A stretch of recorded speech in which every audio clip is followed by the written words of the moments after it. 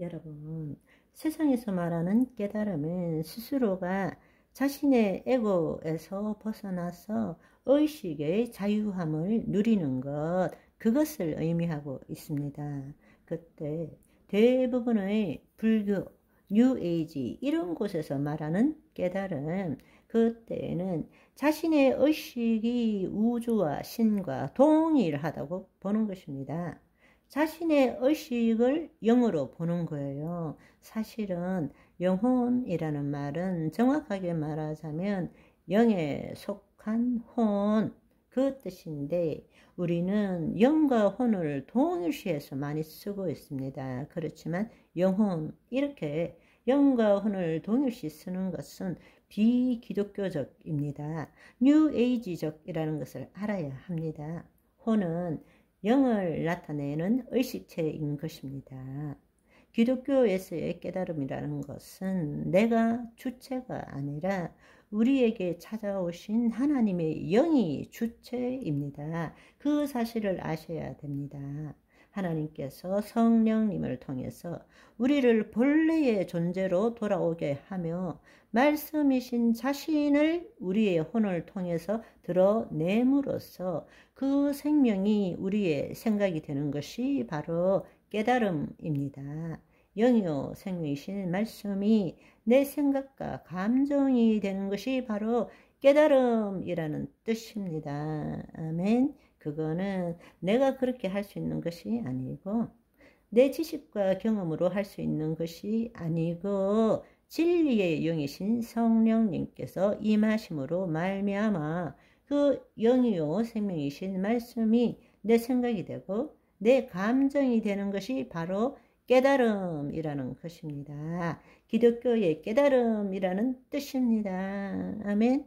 이 길을 행하시는 분이 바로 성령님이신 거죠. 그분은 하나님의 깊은 곳을 통달하신 분이시잖아요. 하나님이 우리에게 주시고 예비하신 것은 눈으로 볼 수 없고 귀로 들을 수 없고 마음으로도 생각할 수 없고 오직 이것은 성령을 통해서 우리에게 보이신다고 말씀하셨잖아요. 그래서 우리는 그 성령님을 통해서 하나님이 주시고자 하시고 약속하시고 예비한 것들을 깨닫게 되는 거죠. 아멘. 네, 그렇습니다. 거짓자에서 벗어나서 혼의 구원을 이루어가는 것은 과정이지 결코 내가 누구인가를 깨달음으로써 이루어질 수 있는 것은 아니라는 것을 알아야 합니다. 하나님의 의를 나타내는 삶의 핵심입니다. 하나님 나라의 복음의 비밀이기도 합니다. 그런데 세상에서는 깨달으면 득도 하고 해탈하면 모든 것이 다 이루어지는 것처럼 착각하지만 우리의 구원을 이루어 나가는 것은 내가 거짓자가 누구인지 한번 깨달음으로써 모든 것이 변하는 것은 아닌 것입니다. 그래서 성경의 말씀을 보시면 고린도후서 4장 16절의 말씀을 보시면 그러므로 우리가 낙심하지 아니하노니 낙심하는 이유가 무엇입니까? 실수하고 실패하고 어려운 경우가 있기 때문이죠. 그러나 우리의 겉사람은 낡아지나 우리의 속사람은 어떻게 된다고요? 날로 날로 새로워진다. 과정이라는 것입니다. 아멘. 구원을 이루어가는 것은 과정이에요. 한마디로 말하자면 거짓자의 실체를 아는 것과 거짓자가 없어지는 것은 동일한 것이 아닙니다.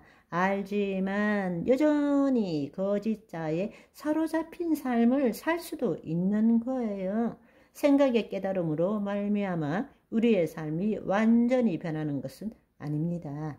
우리가 거짓자의 실체를 알고 우리 안에 신성이 깨어남으로 말미암아 우리가 성령의 인도함 받을 때부터 점차적으로 거짓자를 죽일 수 있고 거짓자가 사라지는 삶을 살 수 있게 되는 것입니다. 그것을 우리는 구원을 이루어가는 육신적인 삶이라고 말하는 것입니다. 성령의 인도함을 받을 때 가장 격렬한 싸움이 사실은 내 안에서 일어납니다. 왜냐하면 거짓자는 자기를 포기하면 죽음이라고 여기기 때문에, 다른 말로 자신이 주체가 되어서 모든 것을 경험하는 것을 더 이상 할 수 없기 때문에 각가지의 교묘한 전략을 통해서 혼이 하나님의 영의 인도함을 받는 것을 방해하게 되는 거죠. 그러니까 우리는 하나님의 영 안에 우리의 혼이 임함으로써 하나님과 생명적으로 하나 되기보다는 늘 하나님과 분리되어서 하나님을 경배하고 하나님을 숭배하는 것을 원하는 신앙생활을 하게 된다는 것입니다.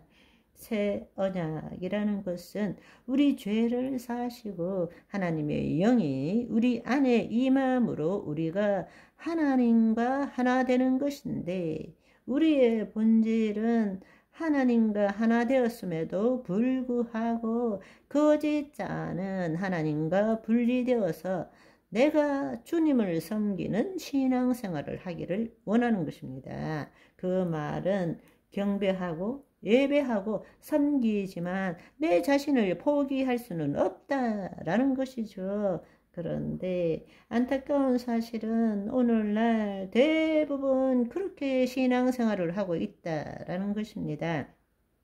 내가 없어지면 나는 어떤 사람이 될까?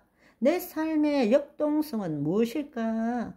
외부의 무엇이 나로 하여금 삶을 살아가게 할까?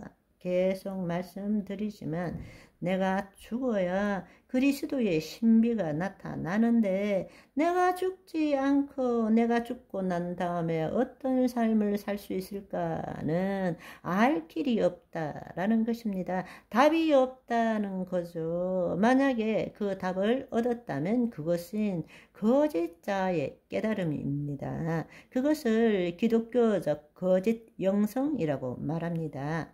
그리스도의 신비는 거짓자가 죽을 때 그리스도의 신비가 나타나는 것이지, 내가 죽지 않고 그리스도의 신비가 무엇인지를 알아내려고 하는 것은 도둑놈 신부입니다. 있을 수 없는 이야기입니다. 그것은 거짓자의 영성입니다. 우리는 나 스스로에게 속지 말고 사도 바울처럼 나는 날마다 죽노라의 삶을 사는 오늘이 되시기를 소망합니다. 바이바이.